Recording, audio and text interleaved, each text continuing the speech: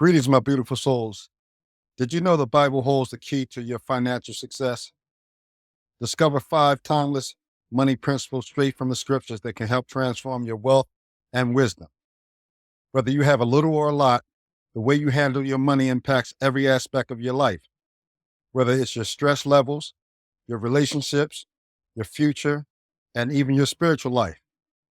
I bet you didn't know that the Bible contains over 800 references to money and possessions. And what I find even more fascinating is that the Bible speaks of money more than prayer and faith combined. I don't know about you, but it's clear to me that God understands that your relationship with money reflects and affects your relationship with Him and with others. The wisdom that I'm about to share with you isn't some complicated financial strategy that requires an economic degree to understand. These are practical, time-tested principles that have worked for thousands of years across all types of economic systems. They will work for you whether you're making minimum wage or managing millions. Before we begin, I want to highlight something very important. Financial wisdom is not primarily about getting rich. It's more about being faithful with whatever resources God has entrusted with you. It's about finding contentment regardless of your circumstances and using money as a tool to bless others and honor God. This is so exciting because we're going to explore some amazing wisdoms from the Bible that teaches us about managing money wisely in ways that bring us freedom, not bondage, and peace, not anxiety. What's so fascinating is that God's money wisdom isn't that complicated at all. It's simple when you break it down. So let's look at how to manage money in God's way. The first principle we're going to talk about is the importance of being a good manager of what you already had. This was so profound that Jesus shared a powerful story in Matthew chapter 25, known as the parable of the talents. It also introduces us to the principle of stewardship. Stick with me until the end because I'm going to share with you some exciting financial tools that can change your finances forever. A wealthy man was preparing for a long journey. Before leaving, he called 3 of his servants and entrusted them with portions of his wealth. To the first servant, he gave 5 talents. And for the sake of this conversation, we're going to say 5 bags of gold. To the second servant, he gave 2 bags of gold. And to the third servant, he gave 1 bag of gold, each according to their abilities. After the man left, the first servant went to work immediately, putting his 5 talents to work, earning 5 more bags of gold. The second servant did the same and earned 2 more bags of gold. But the third servant was so afraid, he dug a hole and hid the master's money in the ground. When the master returned, he was delighted to see the first 2 servants had double what he had entrusted to them. "Well done, my good and faithful servants," he told each one. "You have been faithful with a few things. I will put you in charge of many things. Come and share in your master's happiness." But when the third servant returned with what he originally had, he explained that he was afraid of losing it. And the master was disappointed. "You wicked, lazy servant," he said. The master then took that 1 talent he gave him and gave it to the servant who had 10. I want you to take a moment and think about what this means for us. The story introduces us to the concept of stewardship and the idea that we don't own anything. We're managing resources that ultimately belong to God. This should completely change your approach to how you look at money in several important ways. For one, it introduces us to the fact that we're only managers, not owners. Think about it like this. Look at how differently we treat things that we borrow versus things that we own. If you borrowed your friend's car, you'll carefully park it, you would make sure it had gas, and you would try to return it in good condition. That's how God wants us to think about everything in our lives as resources that He monetarily entrusts with us. This perspective helps shift our question from what do I want to do with my money to what does God want me to do with His money. This is so profound and it changes everything because we're given different amounts based on our abilities. I want you to notice in the story that the master didn't give each worker the same amount. He knew their capabilities and trusted them accordingly. In real life, we're all given different financial resources, opportunities, and abilities. Some of us earn more money based on our education, skills, or circumstances. Some inherit wealth, others start with nothing. Some have physical abilities that others don't. Some have more time or energy than others. God doesn't expect those with fewer resources to produce the same results as those with more. The third servant wasn't punished for having only one talent. He was being held accountable for doing nothing with what he had. Let me make this more practical for you. If your monthly income was $3,000, God doesn't expect you to give or save the same amount as someone who is making $10,000 a month. What he does care about is your faithfulness with that $3,000. Maybe you can give 300 or save 300, while someone else might give 1,000 or save 2,000. The percentages and priorities are more important than the amount, and some risks and actions are required. The master expects his servant to be productive with money, not merely to preserve it. The first two servants took calculated risk by investing the money and were rewarded, while the third servant, paralyzed with fear, took no action and faced punishment. This doesn't mean that God wants us to be reckless with our resources, but it does suggest that doing nothing with what we've been given is not an option. Inaction is a decision, and often not a good one. In practical terms, this means learning about responsible investing instead of keeping all your money in a checking account with no interest, using your skills to create additional income streams, finding ways to make your possessions serve multiple purposes, and utilizing your time to develop valuable skills that can increase your earning potential. I want you to understand that faithfulness with a little leads to responsibility for more, reveals a clear progression. Those who prove trustworthy with small amounts are given greater opportunities. This principle applies to all areas of life. Employees who excel in entry-level roles earn promotions. Small businesses that manage cash flow wisely can expand. And consistent savings in your finances grow into substantial investments. I've seen this firsthand. I grew up with a guy named Ivan who started mowing lawns when we were in high school. He was reliable, he did quality work, and he managed his money fairly well. I watched him save enough money to buy better equipment, which allowed him to take on more customers. By the time he hit his mid-20s, he had a full landscaping business with several employees. Once he hit his 30s, he had expanded into commercial properties. His dedication to a small opportunity opened the door to a much greater one.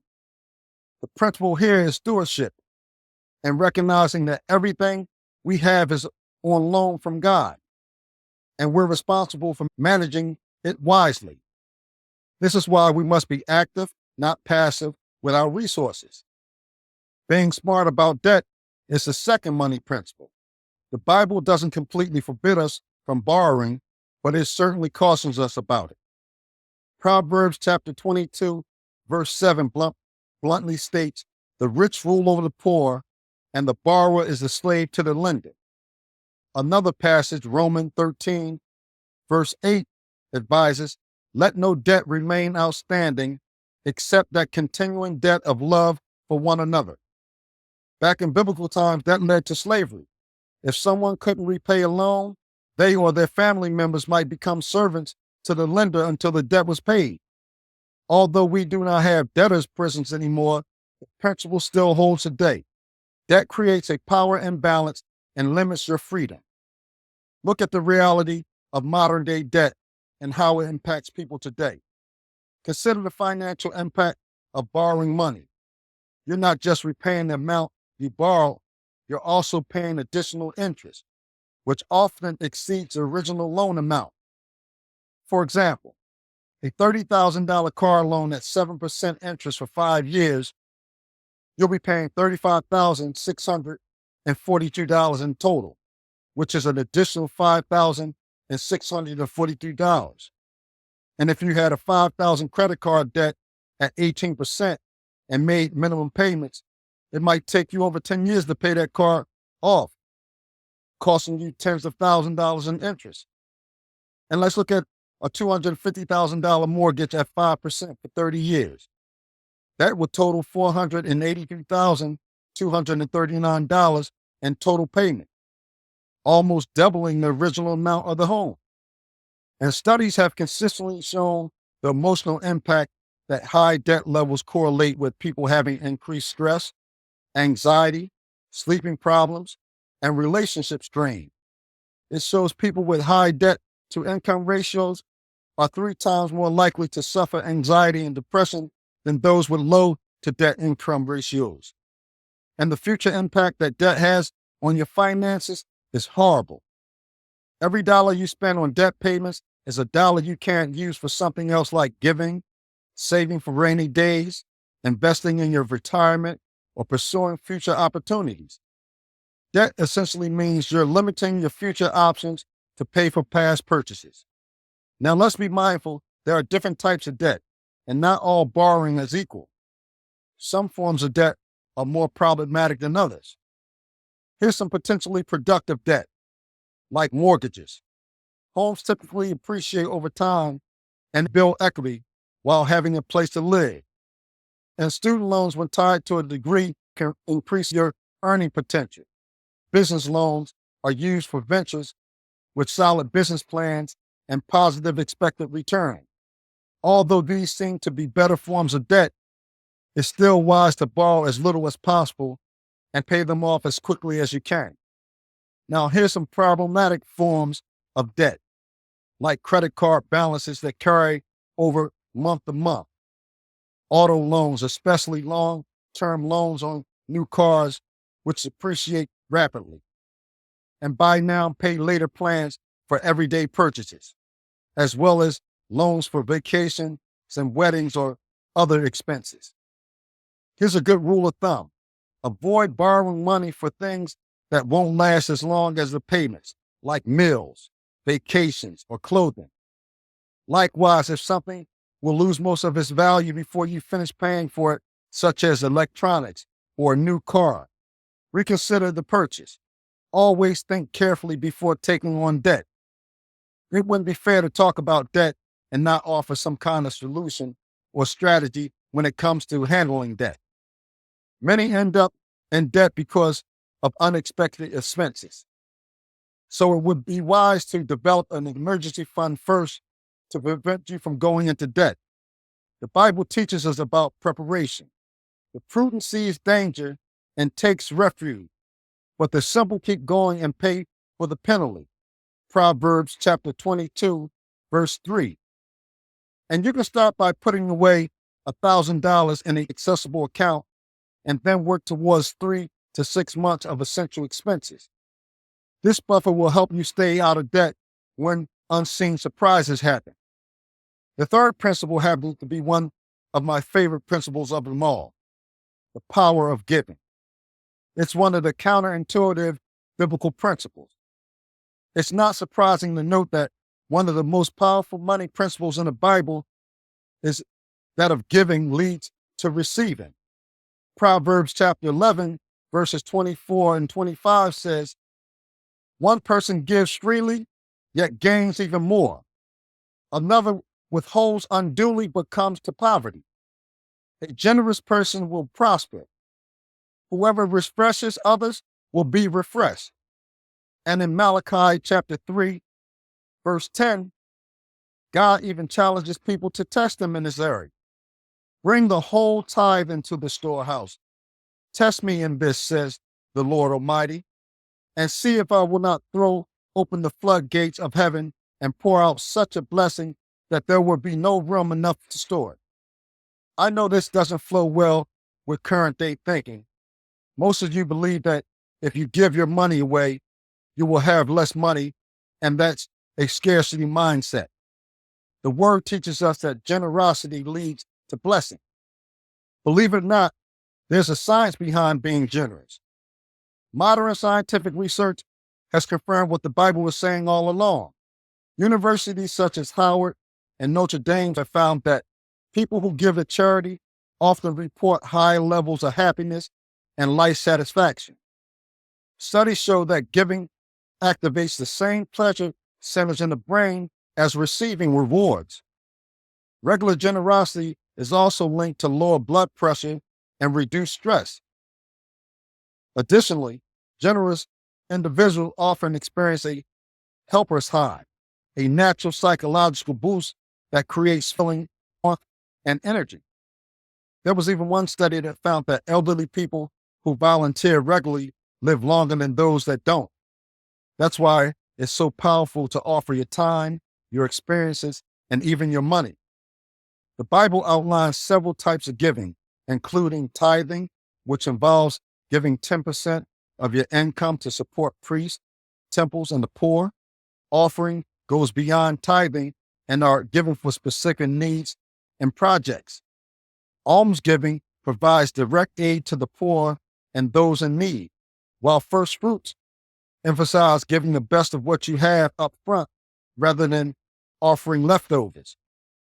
Here's how you can apply generosity in your own daily life.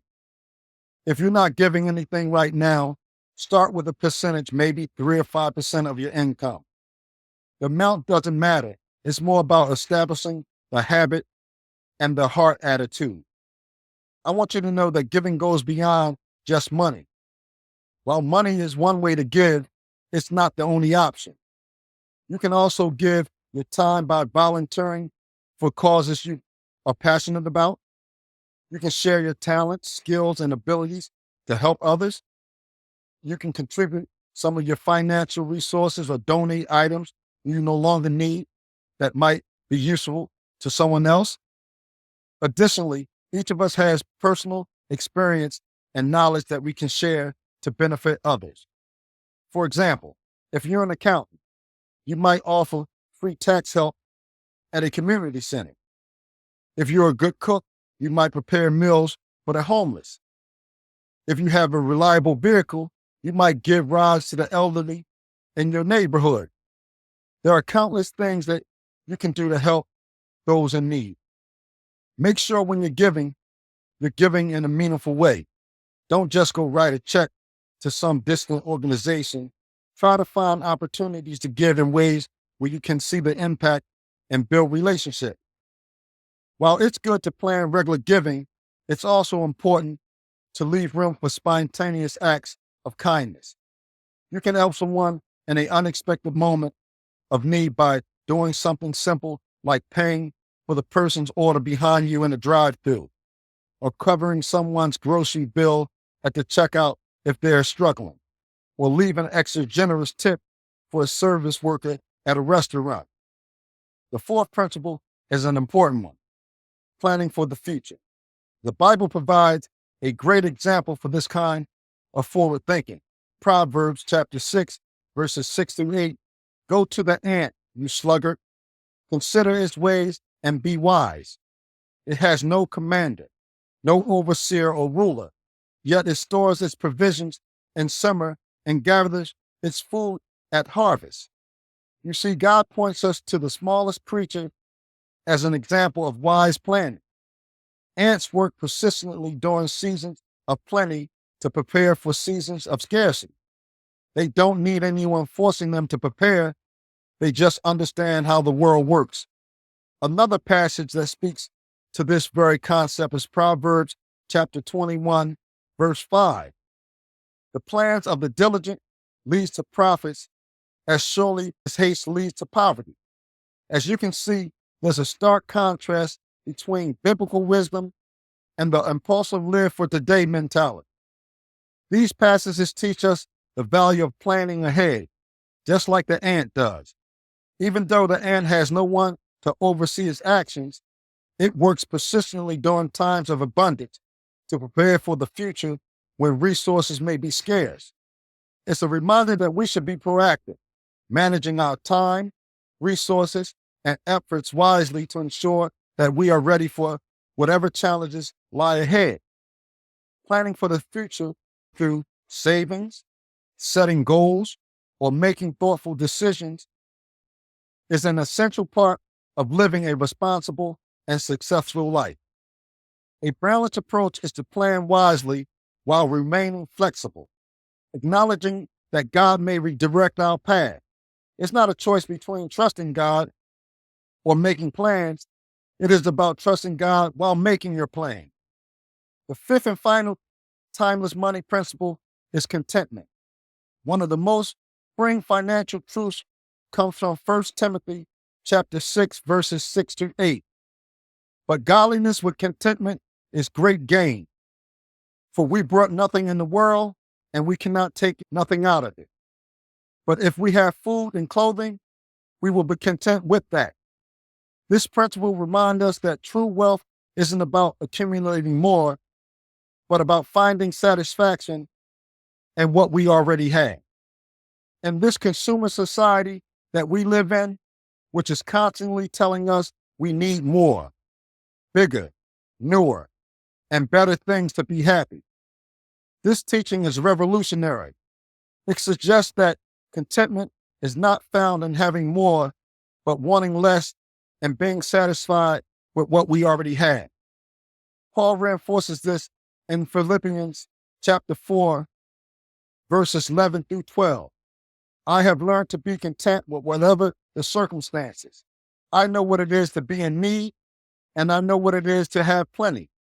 I have learned the secret of being content in any and every situation, whether well-fed or hungry, whether living in plenty or want.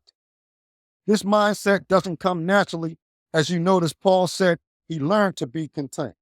Contentment is a skill we develop, not a circumstance we achieve. And with practice, you can learn to be like Paul.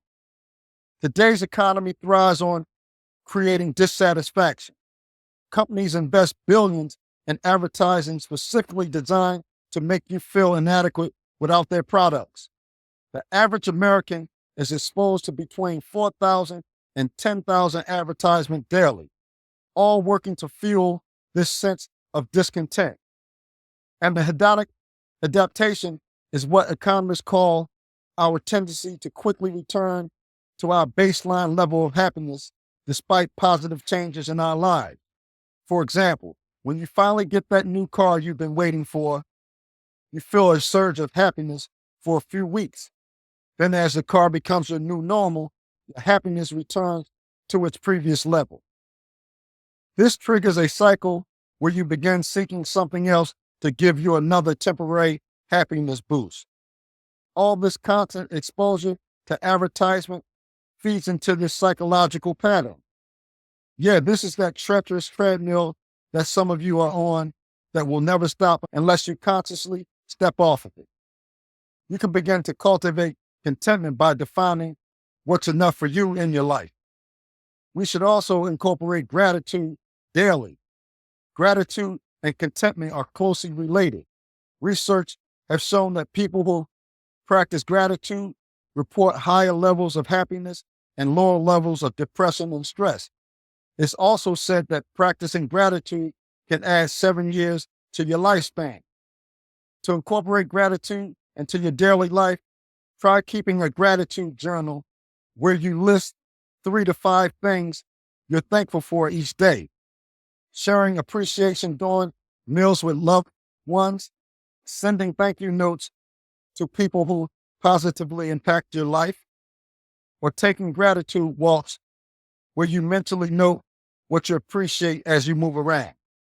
Understanding money helped us distinguish between genuine needs like nutritious food, safe shelter, basic clothing, health care, and practical transportation, and mere wants such as restaurant meals, large houses in perfect neighborhoods, designer brands, or new cars, enabling us to focus on what's truly essential for survival and functioning in society.